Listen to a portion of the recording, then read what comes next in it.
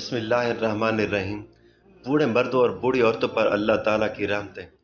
حضور صلی اللہ علیہ وآلہ وسلم نے فرمایا، اللہ تعالیٰ فرماتا ہے کہ جب میرے بندوں یا عورتوں کی عمر 40 سال ہو جاتی ہے تو میں اسے 3 امراض سے محفوظ کر دیتا ہوں، اور جب 50 سال کی ہو جاتی ہے تو بسم اللہ الرحمن الرحیم۔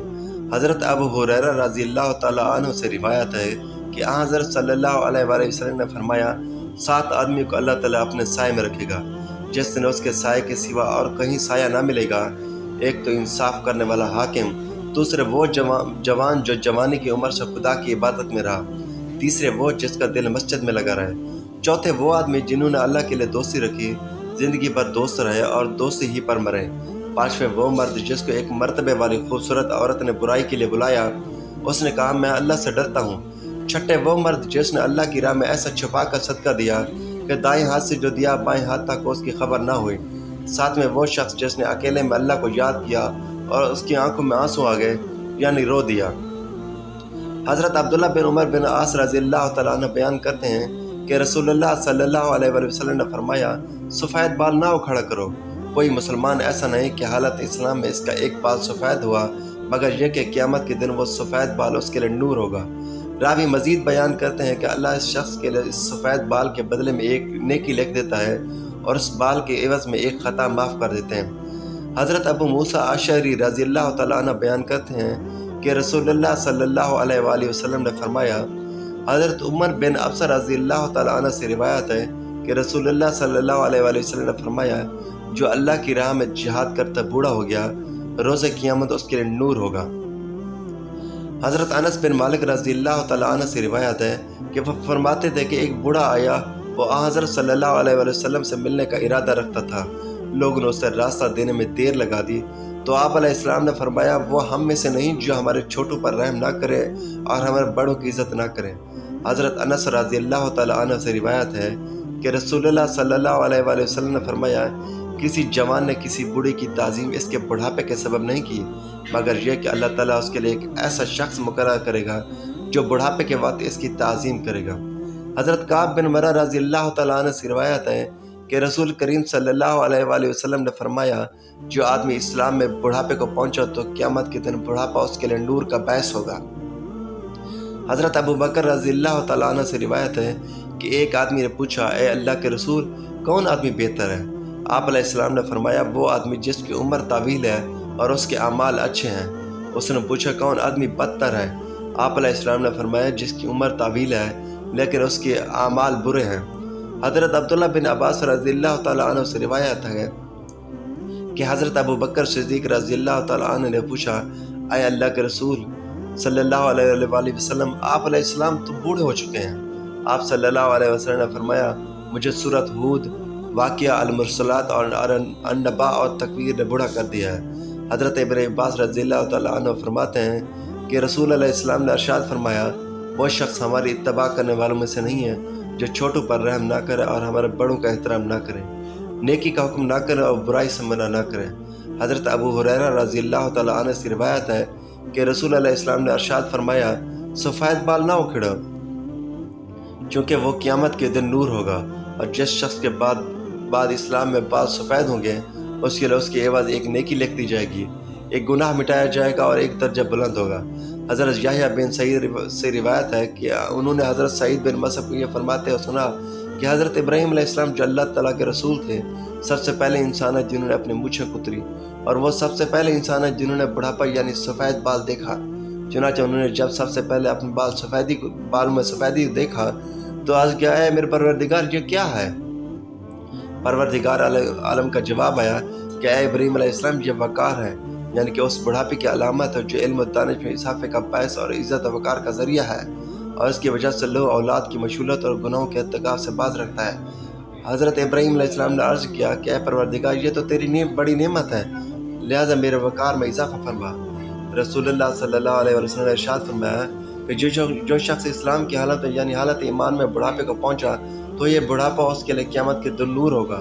ایک شخص نے عرض کیا کہ چند لوگ ان سفید بالوں کو اکھیڑ دیتے ہیں۔ آپ علیہ السلام نے فرمایا کہ جس کا دل چاہتا ہے اپنے نور کو اکھیڑ دے، اکھاڑو کیونکہ یہ مسلم کا نور ہے۔ جو شخص اسلام میں بوڑھا ہوا اللہ عز و جل اس کی وجہ سے اس کے لیے نیکی لکھے گا اور خطا مٹا دے گا اور درجہ بلند کر دے گا۔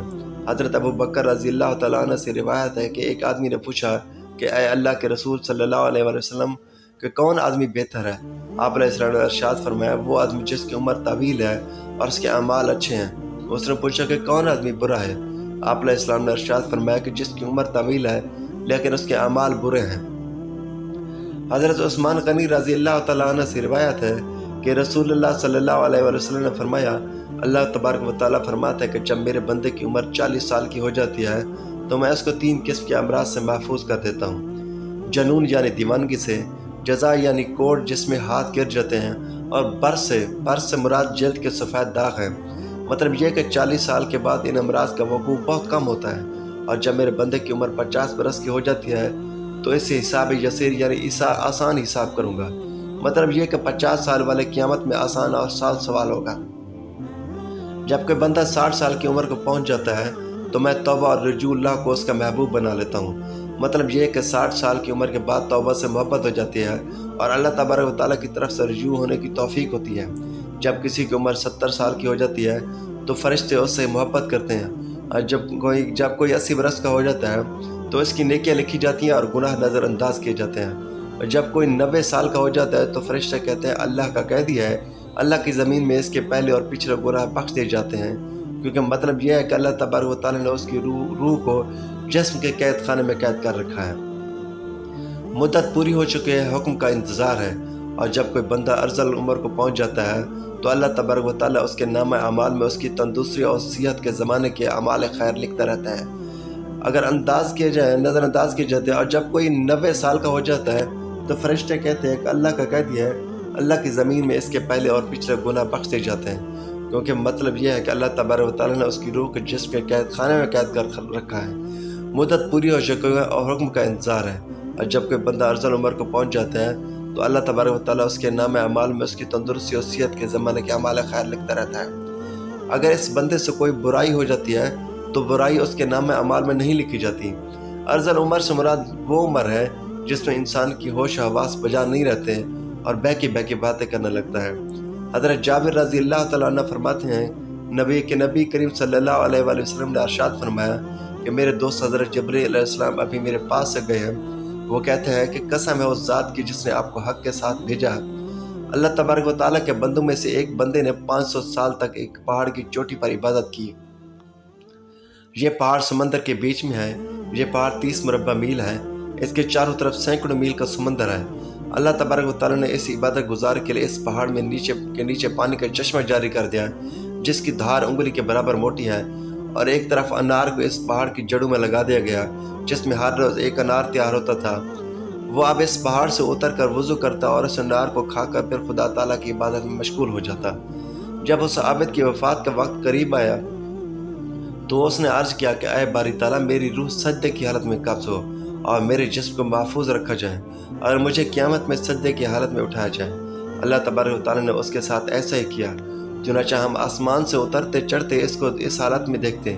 قیامت کے دن اللہ تبارک و تعالیٰ کے سامنے جب یہ بندہ حاضر کیا جائے گا تو حق تعالیٰ شانہ وہ ارشاد فرمائیں گے میرے بندے میری رحمت سے جنت میں داخل ہو جا۔ وہ عرض کرے گا کہ الہی میرے عمل کی وجہ سے ہی کیوں نہیں؟ 2 دفعہ ایسا ہی ہوگا۔ اللہ تبارک و تعالیٰ فرمائے گا کہ میری رحمت سے جنت میں داخل ہو جا، اور یہ عمل کا نام لے گا۔ اس وقت اللہ تبارک و تعالیٰ فرمائے گا کہ جو نعمتیں میں نے اس کو دی ہیں اور جو عمل اس نے کیا ہے اس کا حساب ہوگا، تو صرف آنکھ کی نعمت کے بدلے 500 سال کی عبادت ختم ہو جائے گی، اور باقی جس پر جو احسانات ہیں وہ فاضل اور زائد ہوں گے۔ ارشاد خداوندی ہوگا کہ میرے اس بندے کو آگ میں داخل کرو، بس وہ دوزخ کی طرف اس کو کھینچا جائے گا، یہ کہے گا کہ اے میرے رب مجھ کو اپنی رحمت سے جنت میں داخل کر دیجیے گا۔ ارشاد ہوگا اس کو واپس لاؤ، چنانچہ یہ حاضر کیا جائے گا۔ اللہ تبارک و تعالیٰ فرمائے گا کہ اے میرے بندے تجھے کس نے پیدا کیا؟ یہ عرض کرے گا کہ آپ نے پیدا کیا۔ پھر ارشاد ہوگا 500 سال تک عبادت کرنے کی طاقت کس نے دی؟ یہ کہے گا کہ یا رب آپ نے۔ اللہ تبارک و تعالیٰ فرمائے گا کہ پانی کی موجوں کے درمیان پہاڑ پر تجھ کو کس نے پہنچایا، اور کھارے پانی میں میٹھے پانی کا چشمہ تیرے لیے کس نے نکالا، اور انار کا درخت جو 1 سال میں 1 دفعہ پھل لاتا ہے رات دن میں اس کو 1 پھل دینے والا کس نے بنایا؟ اور تو نے جب عرض کی کہ میرے جان سجدے کی حالت میں نکلے تو میں نے یہ بھی تیری پوری کر دی۔